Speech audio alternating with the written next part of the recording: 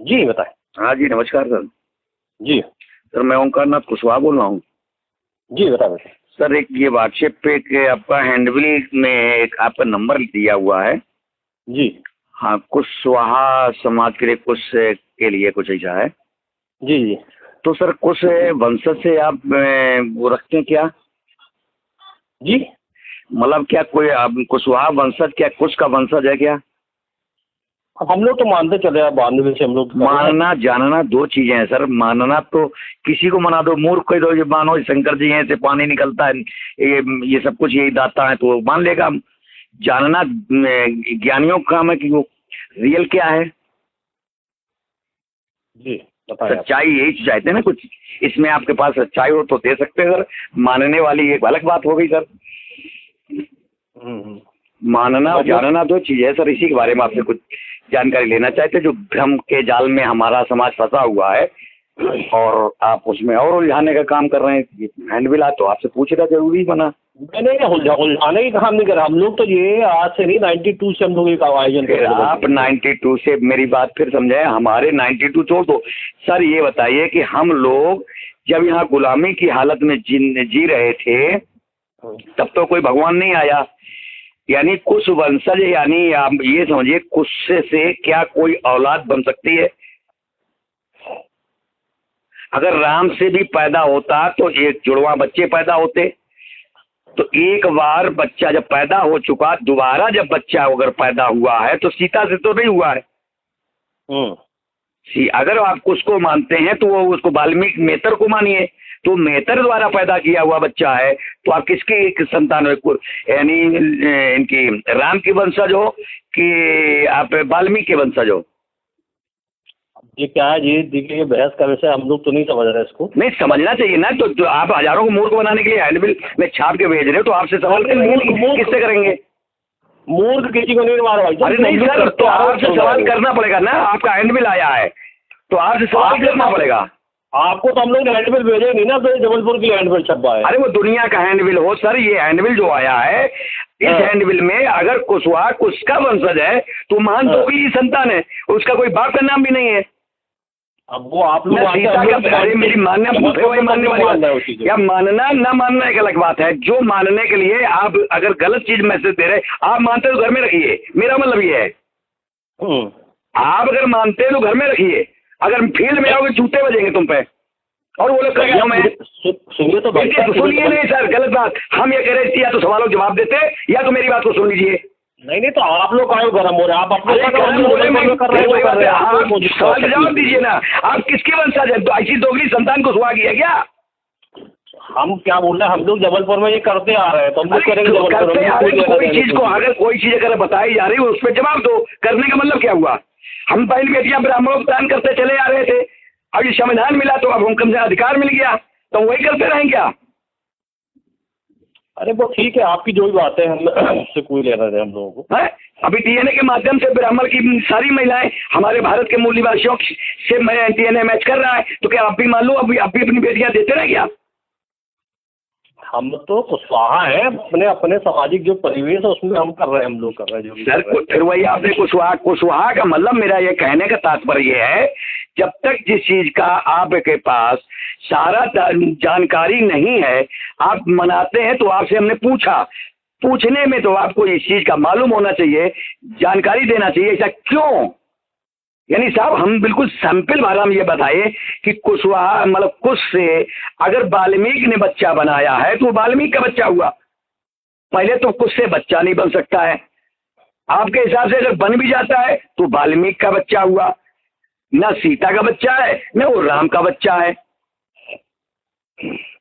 अब वो सब चीज़ों में अपन लोग उतना नहीं करते, अपन नहीं मान रहे वो सब चीज़ें। तो चलिए आ रही उसी परंपरा को निभा कर रहे हैं अपन तो। नहीं परंपरा, फिर वही बात आ गई। परंपरा में हमारे ये था कि मेरी बहन बेटी की जब शादी होती थी तो ब्राह्मण घर में 3 दिन शुद्धिकरण होता था। आप करवाते हैं? अब नहीं हमारे नहीं करते हम लोग। तो क्यों? परंपरा थी, उसको क्यों छोड़ा गया? नहीं हमारे यहाँ नहीं थी परंपरा। हमारे यहाँ परंपरा पूरे भारत में थी। अगर ब्राह्मण की व्यवस्था को आप मानते हैं तो ब्राह्मण की व्यवस्था में ये था। वो उनकी व्यवस्था जो ब्राह्मण, तो ब्राह्मण की व्यवस्था में रामायण है। ब्राह्मण की व्यवस्था में रामायण है। तुम्हारी व्यवस्था में नहीं है। ऐसा नहीं है भाई साहब। अरे नहीं, क्यों? आर्यों का आक्रमण हुआ भारत में, ऋग्वेद में दिया है, हम दक्षिण ध्रुव से आए हुए लोग हैं।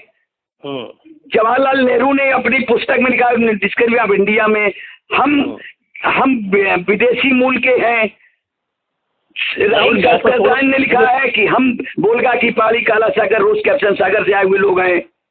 21 मई 2001 कोटाई विश्वविद्यालय ने भी डीएनए से टेस्ट से साबित कर दिया कि ये लोग यूरेशिया के रहने वाले हैं और इनकी महिलाओं का डीएनए और हमारी महिलाओं का डीएनए एक है। नहीं वो छोड़िए, मैं तो आपसे बोला अपना आप विषय बताइए, किस विषय बात करना चाहिए बाकी। जी आप विषय ये सर है, कुशवाहा को भ्रमित करने वाले ऐसे पोस्ट क्यों डाले जा रहे हैं? और आपने हैंडबिल छपवाने के बाद सवाल के जवाब नहीं दे पा रहे। आप हमारा विषय, हमारी बात सुनिए ना। आप जो चीज बोलना चाह रहे हैं, हम लोग देखिए सम्राट अशोक को भी यहाँ बिल्कुल उतना ही स्थान दिया जाता है ना। फिर सर वही बात है, कोई भ्रमित नहीं करता यहाँ पे। अब मैं फिर बताऊं, सम्राट अशोक को अगर आप मानते हैं या जानते हैं कुछ भी है, सम्राट अशोक के बाद में जब बृहद्रथ को मारा गया, पुष्यमित्र शुंग ही राम है। पुष्यमित्र शुंग ही राम है। और वो कैसे प्रमाणित है कि जिस समय साकेत इसका नाम था, जब सम्राट अशोक काल था, उप राजधानी सम्राट अशोक की थी साकेत। और जिस समय पाटलिपुत्र में ये राजा थे बृहद्रथ, उस समय बृहद्रथ को मारने के बाद में सारी उनका जो सम्राट अशोक के परनाती का खजाना था, 100 सोने के सिक्के देकर के एक बौद्ध की गर्दन को मंगवाया कटवा के, और वो गिनती हो रही थी, इनाम मिल रहा था साकेत में। घाघरा नदी के किनारे मुंडियों के ढेर हो गए मौर्य समाज के। जब ढेर हो गए, 3.5 किलोमीटर मौर्यों की मुंडियों के ढेर बन गए। तब वहां का खजाना जब खत्म हुआ तो पुष्यमित्र शुंग आपके साकेत में भाग के आया। पैसा होता है तब तक रजवाड़ा होता है, पैसा खत्म राजा खत्म, तो दौड़ भाग के आया आपके इसमें साकेत में। जब साकेत में आया, वो देख करके खुश हुआ कि बहुत बहुत लाखों करोड़ों बौद्ध मौर्यों की मुंडियां कटी हुई लगी है, तो वो मुंडियों को घाघरा नदी में डलवा दिया। तो 3.5 किलोमीटर को घाघरा की वजह सरयुक्त हुई, यानी सर से भर गई, तब उसका नाम सरयू पड़ा। जब सम्राट अशोक काल को तुम मानते हो, उस समय उसका नाम साकेत है, और जब साकेत है तो उसका नाम जब अयोध्या के, जब वहां कोई योद्धा नहीं था, तब उसका नाम अयोध्या पड़ा। केवल 3.5 किलोमीटर को जिसको सरयू कहते हैं, केवल 3.5, पूरब या पश्चिम में नाम उसका घाघरा है। इतिहास जानो, अगर सम्राट अशोक को जानते हो, मानते हो, तो उनका इतिहास जानो। सम्राट अशोक के परनाती का यानी बृहद्रथ का ये उप राजधानी थी, उसका नाम अयोध्या पड़ा। अयोध्या ये आज के 134 या 54 वर्ष पूर्व, ईसा पूर्व, तब बृहद्रथ की हत्या हुई थी। और तब उस समय नाम उसका साकेत था। और आप मान चलिए, अगर राम पैदा 70,000 साल पैदा हुए, सोने की खोज अब 5,500 साल पहले हुई, यानी तो सोने की लंका कहाँ से आई? इन बहुत चीजों का अध्ययन करना। उस समय जब आज के 6,000 साल पहले लोग ऊन केवल पहनना और ऊन और काटन को सिर्फ कपड़े बनाना चालू किया था, और 8,000 साल पहले सब नंगे घूमते थे।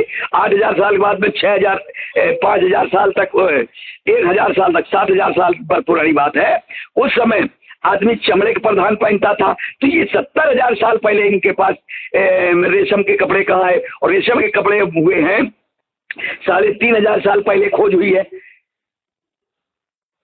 तो इन चीजों के इतिहास को जानिए सर।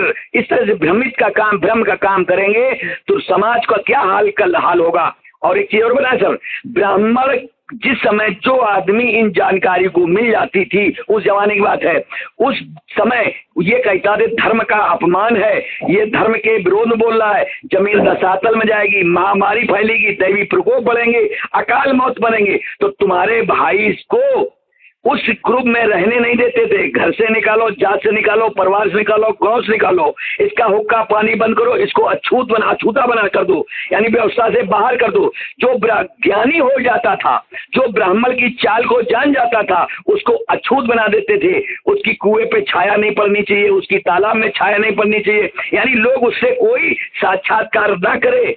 जो ज्ञान जिसको प्राप्त हो जाता था, ब्राह्मण की चाल मालूम हो जाती थी, उसको ये दंड होता था, इसको गांव घर से निकाल के बाहर करो, नहीं जमीन रसातल में चली जाएगी। अरे कुछ तो ज्ञान लाओ भैया, अब तो पढ़ने का अधिकार तुम्हें मिल गया।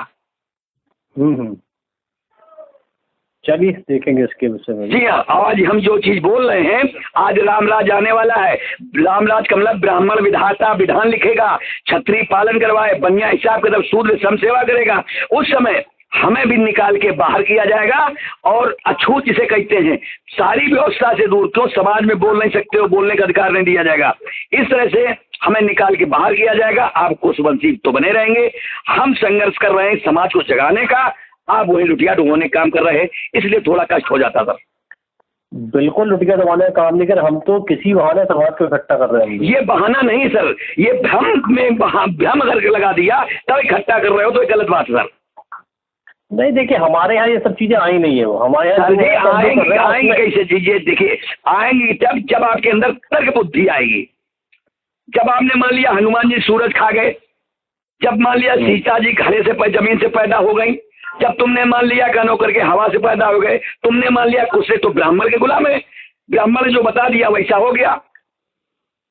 नहीं ब्राह्मण, अरे तो ब्राह्मण के ही द्वारा, देखिए पुष्प, ये वाल्मीकि जो रामायण लिखी है, ये वाल्मीकि में रामायण लिखी है। वाल्मीकि का मतलब होता है चिरौरे के पिंड को वाल्मीकि कहते हैं।